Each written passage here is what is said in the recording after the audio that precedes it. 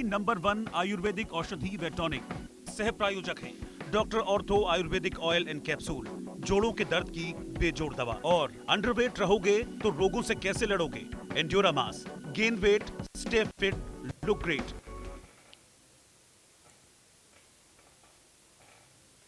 बड़ौदा उपचुनाव में कांग्रेस की बम्पर जीत। बीजेपी के मुकाबले कांग्रेस उम्मीदवार को मिले 10,000 से भी ज्यादा वोट। पार्टी में जश्न का माहौल।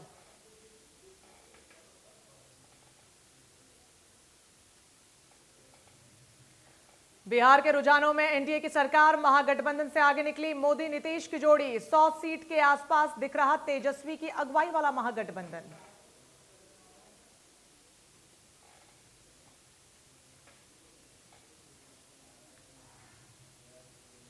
तो वहीं यूपी और मध्य प्रदेश में बीजेपी की बल्ले बल्ले। यूपी की 7 में से 5 सीट पर बीजेपी की बढ़त। मध्य प्रदेश के 28 में से 20 पर बीजेपी आगे।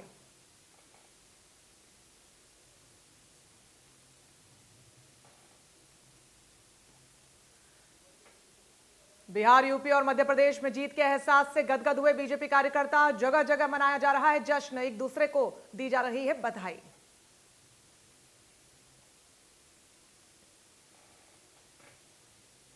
इंडियन प्रीमियर लीग के 13वें सीजन का फाइनल आज। श्रेयस अय्यर की दिल्ली से टकराएगी रोहित शर्मा की मुंबई इंडियंस। दुबई में शाम 7:30 बजे से शुरू होगा मुकाबला।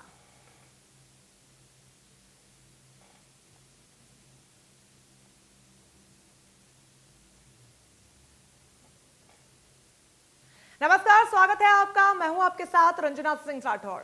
शुरुआत करेंगे इस वक्त की बड़ी खबर के साथ, जहां पर बड़ौदा में कांग्रेस के इंदुराज नरवाल जीत चुके हैं। जी हां, 10,000 से भी ज्यादा वोटों के अंतर से जीत को उन्होंने हासिल किया है। तो रिजल्ट को लेकर ये बड़ा अपडेट आपको बता रहे हैं, जहां पर बड़ौदा में कांग्रेस की जीत हो चुकी है। 10,000 से ज्यादा वोट के अंतर से वो जीत चुके हैं। आज का दिन कई मायनों में बेहद खास। काउंटिंग सेंटर के बाहर योगेश्वर दत्त निकले और उन्होंने कांग्रेस के उम्मीदवार को जीत की बधाई भी दी है। और साथ ही उन्होंने कहा कि जनता के फैसले का हम स्वागत करते हैं। ओपी धनखड़ ने योगेश्वर दत्त का हौसला बढ़ाया है और उन्होंने साथ ही कहा है कि आने वाले समय में इससे और ज्यादा हम बेहतर करेंगे, जिससे कि जनता में अपने भरोसे को बनाए रखें। लेकिन इन सब के बीच सबसे महत्वपूर्ण अगर कुछ है तो जीत किसने हासिल की है, बाजी किसने मारी, और वो है कांग्रेस पार्टी। लगातार बड़ौदा की जो सीट है कांग्रेस का गढ़ मानी जाती रही है और एक बार फिर से कांग्रेस का परचम वहां पर लहराना अपने आप में कई मायनों में खास। हालांकि अब जो मार्जिन है वो थोड़ा कम जरूर है, लेकिन इन सब के बीच कांग्रेस एक बार फिर से इस सीट पर काबिज होने में कामयाब रही है। बड़ी खबर आपको दे रहे हैं, जहां पर बड़ौदा उपचुनावों का मतदान की 20 राउंड की जो काउंटिंग थी वो पूरी हो चुकी है और उसका नतीजा भी आ चुका है। कांग्रेस के उम्मीदवार इंदुराज नरवाल ने यहां पर जीत का पताका फहराया। तो वहीं 10,000 से ज्यादा के वोटों का अंतर और उसी से जीत हासिल की है। सबसे करीबी कंपटीशन अगर किसी ने दिया तो वो भारतीय जनता पार्टी की तरफ से योगेश्वर दत्त ने। और जब वो बाहर निकले काउंटिंग सेंटर से तो उन्होंने कांग्रेस के उम्मीदवार इंदुराज नरवाल को न सिर्फ बधाई दी बल्कि यह भी कहा कि हम जनता के फैसले का स्वागत करते हैं। ऐसे में प्रदेश अध्यक्ष ओपी धनखड़ भी कहते हुए नजर आए। उन्होंने योगेश्वर दत्त का हौसला बढ़ाया है। उन्होंने कहा कि आने वाले समय में जनता को भरोसे को जीत पाने में कामयाब होकर रहेंगे। लेकिन फिलहाल आज का दिन काउंटिंग पर टिका हुआ था। 20 राउंड की ये पूरी काउंटिंग हुई। आपको बता दें कि सुबह 8 बजे से ही काउंटिंग लगातार जारी है और तमाम सुरक्षा के इंतजाम भी किए गए थे। लेकिन इन सबके बीच अब जो आंकड़े हैं वो हम आपको दिखा रहे हैं।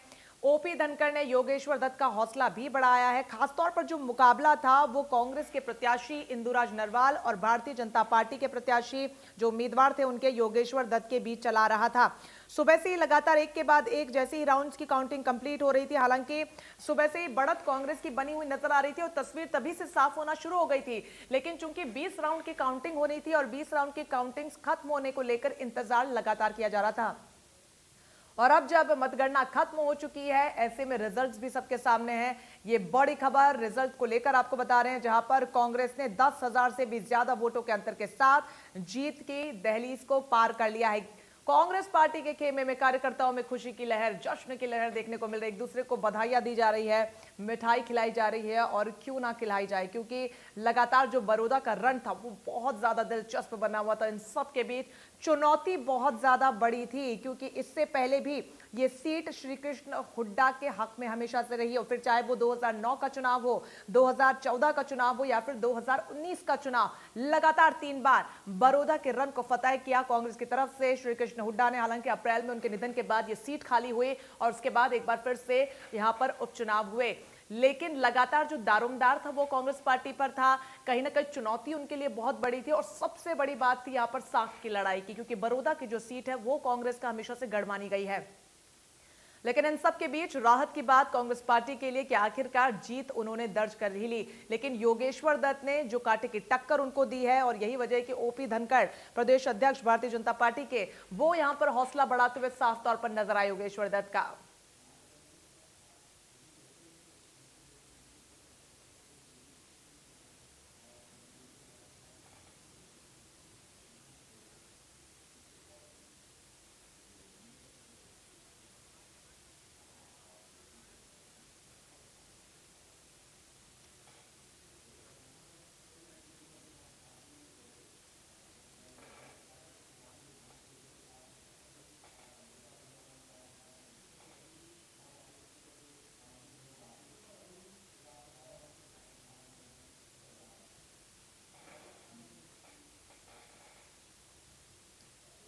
तो इन सब के बीच आपको बता दें, बीजेपी के प्रदेश अध्यक्ष ओपी धनखड़ ने हार के बाद योगेश्वर दत्त का हौसला बढ़ाया है, और उसी को लेकर डिप्टी एडिटर हमारे साथ सुंदर सोलंकी हैं और उनके साथ ओपी धनखड़ मौजूद हैं। सीधे लिए चलते हैं आपको सुंदर सोलंकी जी के पास।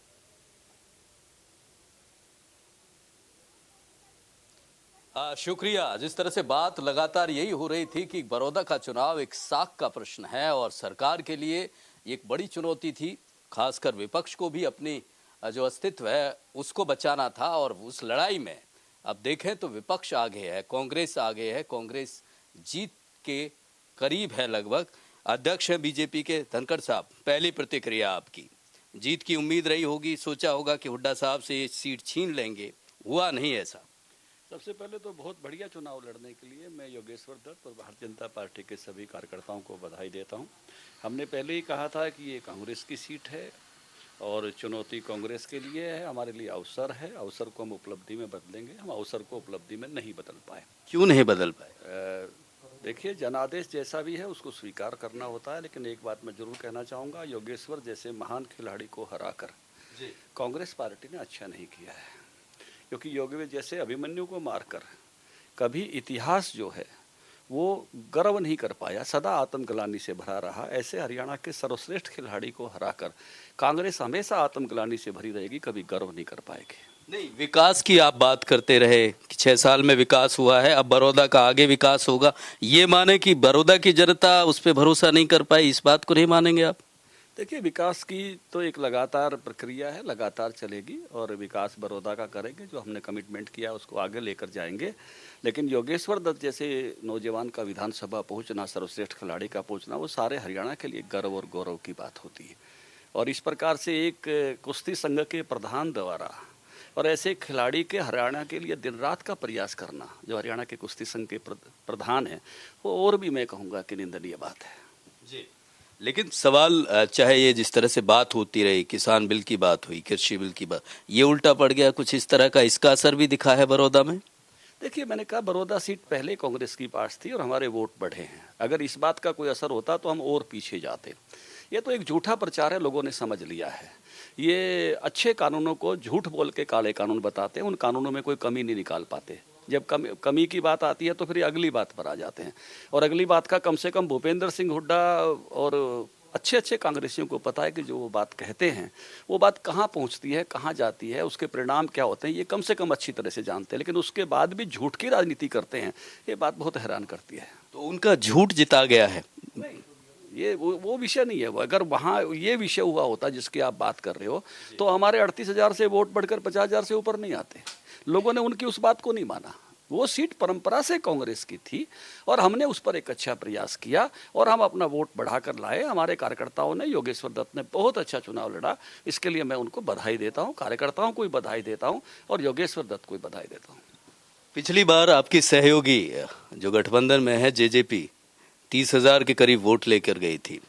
दोनों को मिलाते स्थिति ऐसी होती कि कांग्रेस कहीं दिखती नहीं। मानते नहीं कि जेजेपी ने जितनी मदद करनी चाहिए थी, क्या वो की?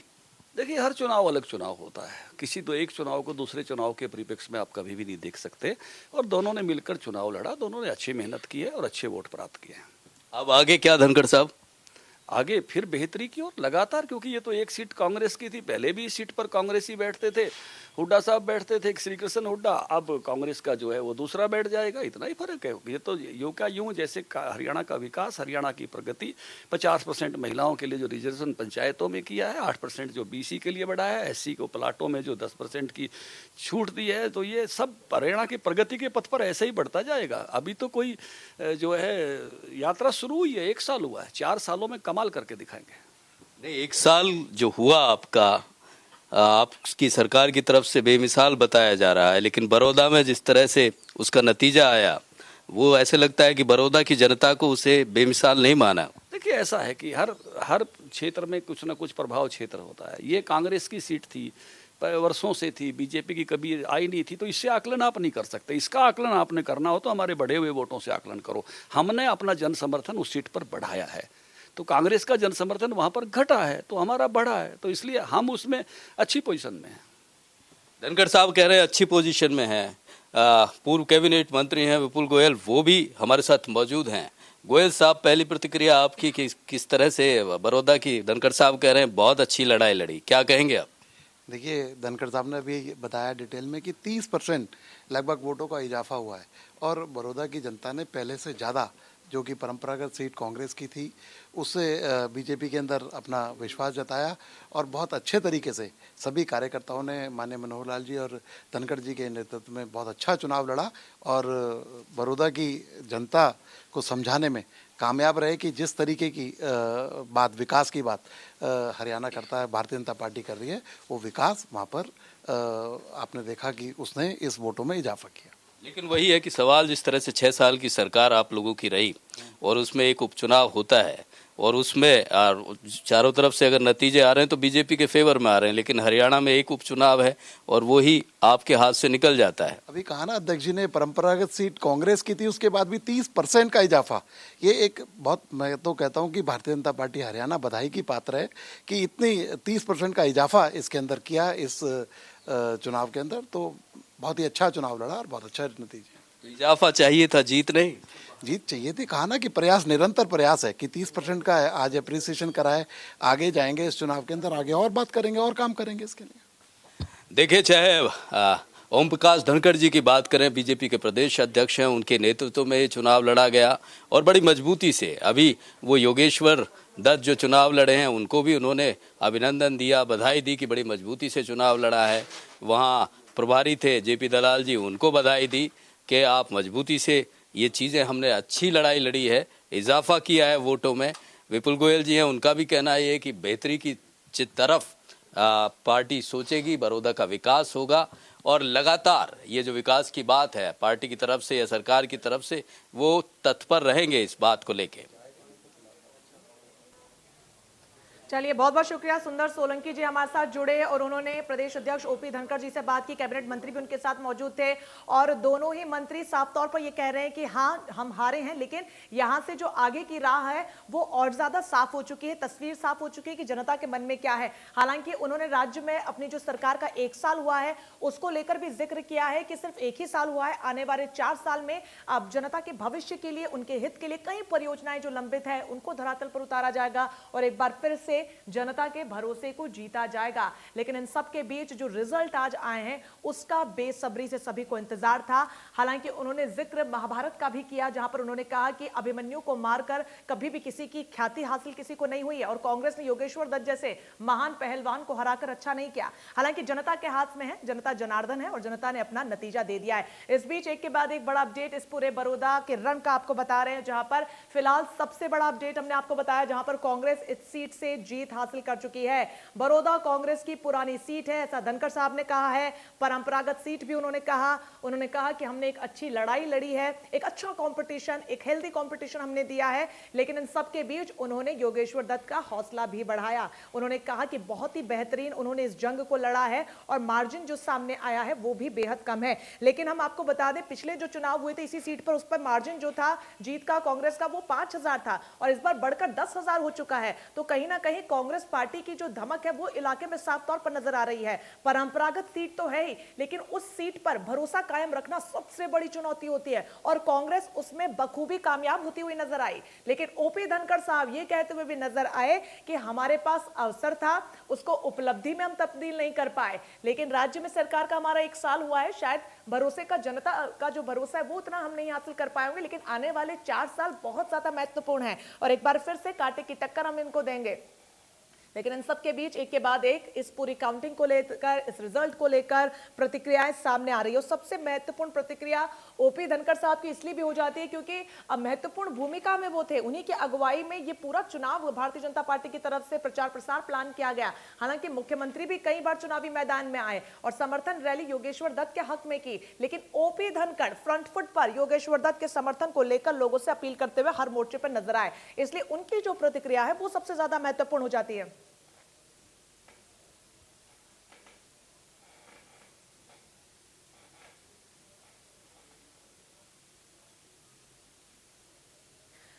तो बड़ा अपडेट हम आपको बता रहे हैं, जहां पर हमारे डिप्टी एडिटर सुंदर सोलंकी जी ने ओपी धनखड़ साहब से बात की और कई बड़ी बातों का जिक्र इस दौरान वो करते हुए नजर आए और क्या कुछ उन्होंने कहा यही हम आपको बता रहे हैं। जहां पर जनता के हित में हम काम करते रहेंगे, ऐसा धनखड़ साहब ने कहा है। साफ तौर पर योगेश्वर दत्त का जो भरोसा है, उनका जो हौसला है वो बढ़ाते हुए वो नजर आए हैं, क्योंकि ये जरूरी भी है। हार के बाद इससे ज्यादा अच्छा एक पार्टी के नेता का काम नहीं हो सकता कि वो अपने उम्मीदवार की हौसला अफजाई करे, क्योंकि इससे मनोबल कहीं ना कहीं नहीं टूटता है और एक बहुत ही अच्छा पॉजिटिव सिंबल जरूर है। लेकिन सच्चाई है कि जीत कांग्रेस की हुई है और ये किसी से छुपा नहीं है। हालांकि कांग्रेस पार्टी गदगद जरूर है, कार्यकर्ताओं में जोश जरूर है और जश्न मना रहे हैं। तस्वीरें एक के बाद एक लगातार सुबह से आपका अपना चैनल इंडिया न्यूज हरियाणा सबसे पहले इस बड़ी खबर को लेकर आपको दिखा रहा है। इस बीच ग्राफिक्स हमने आपके लिए खासतौर पर दर्शकों के लिए तैयार किए हैं, जहां पर एक तरफ उत्तर प्रदेश के उपचुनाव में क्या कुछ हलचल है ये हम आपको दिखा रहे हैं, तो वहीं बिहार का विधानसभा चुनाव अपने आप में बेहद महत्वपूर्ण, उसको लेकर भी ऊपर देखिए सबसे ज्यादा अपडेट हम आपको दिखा रहे हैं। तो वहीं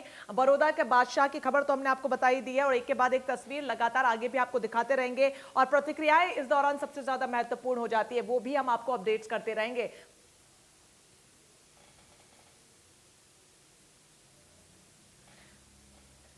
सहयोगी दीपक व्यास हमारे साथ फोन लाइन पर जुड़ गए इस पूरी खबर पर ज्यादा चर्चा के लिए। दीपक, कांग्रेस ने फतेह हासिल कर ली है, बड़ौदा का रण जीत लिया है, क्या कुछ तस्वीरें कांग्रेस के खेमे से निकलकर सामने आ रही हैं? जी बिल्कुल, कांग्रेस ने बड़ौदा के इस रण में फतेह हासिल किया है, जीत हासिल करी है। 10,028 वोटों से कांग्रेस इस चुनाव को जीती है। 10,000 का अंतर रहा है इस चुनाव में। कांग्रेस के उम्मीदवार इंदु राज जो है भालू, वो 10,028 वोटों से जीते हैं। 52,067 वोट मिले हैं कांग्रेस के उम्मीदवार को।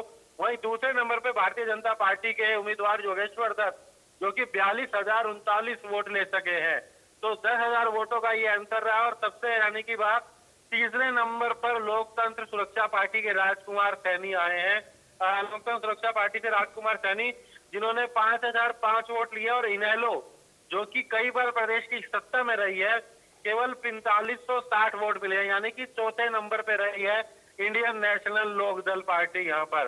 तो यहाँ पर बीजेपी के योगेश्वर दत्त को हरा करके कांग्रेस के इंदु राज जो है उन्होंने जीत हासिल करी है। 10,000 वोटों से इंदु राज नरवाल ने चुनाव में जीत हासिल की है। जी बिल्कुल दीपक, ऐसे में पिछले जो चुनाव थे वहां पर जो मार्जिन था हार का वो 5,000 था और इस बार जीत का जो मार्जिन है वो 10,000 है। हालांकि भारतीय जनता पार्टी ये जरूर कह रही है कि हमने जबरदस्त टक्कर दी है, हालांकि आंकड़ों में नजर भी आ रहा है, लेकिन कांग्रेस के लिए एक बहुत अच्छी खबर है कि पहले वाले मार्जिन से मार्जिन को बढ़ाया है। 10,000 वोटों से भी ज्यादा वोट के अंतर से उन्होंने हराया भारतीय जनता पार्टी के उम्मीदवार को। लगातार भरोसा जनता में कांग्रेस का जो है वो कायम होता हुआ नजर आ रहा है। पिछले अगर चुनाव की बात करें, 1 साल पहले जब विधानसभा का चुनाव हुआ था, 90 सीटों पे चुनाव था, और जब बड़ौदा की बात की जाए तो 4840 वोटों से योगेश्वर दत्त चुनाव हारे थे। उस समय श्री कृष्ण हुड्डा जो कांग्रेस के विधायक बने थे, पूर्व में भी वो विधायक रहे थे और उसके बाद दोबारा कांग्रेस जीते थे, कांग्रेस से विधानसभा चुनाव जीते थे ये वाला, और 4840 वोटों से जीते थे। लेकिन उनके निधन के बाद ये सीट खाली हो गई थी। और एक बार अब अगर बात करें, कांग्रेस ने फिर यहाँ से जीत हासिल करी। इस बार इंदु राज नरवाल उम्मीदवार थे, तो जो मार्जिन पिछली बार 4840 का था कांग्रेस की जीत का, इस बार 10,028 वोटों से कांग्रेस ने जीत हासिल करी है। तो दोगुने से भी ज्यादा जो है ये मार्जिन कांग्रेस का जीत का इस बार रहा है।